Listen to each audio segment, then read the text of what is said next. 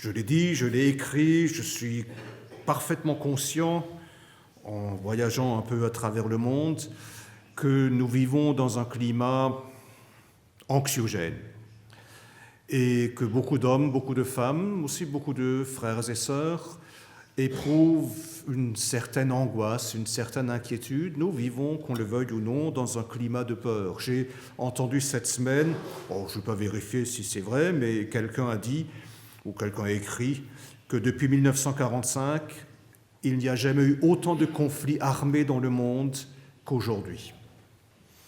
Je ne vais pas vérifier, mais je suis tout enclin à le croire, parce que quand on regarde ce qui se passe dans le monde, c'est vrai qu'il y a énormément de guerres et de conflits à travers le monde.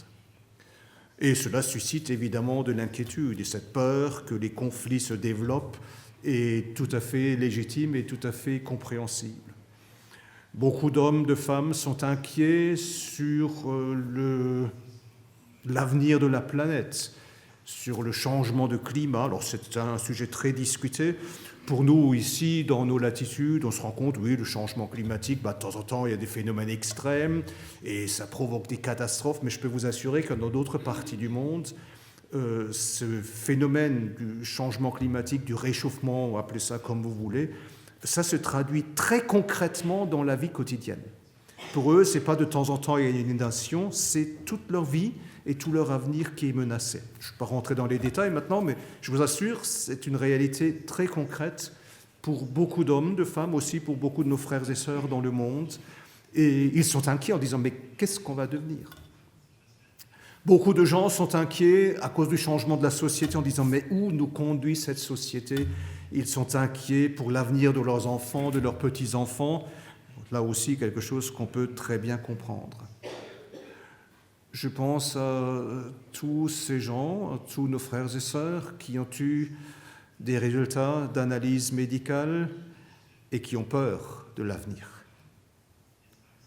Parce que c'est pas bon.